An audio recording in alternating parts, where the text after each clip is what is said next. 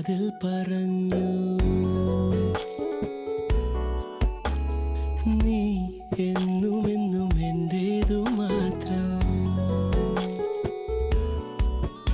ഉരുകുമെന്നിശ്വാസമായി ഉയിരിനെ പുൽകിടുമോ N മൗനങ്ങൾ തേടും സംഗീതമേ. ഈ കണ്ണുകളിൽ നീയാണു ലോകം,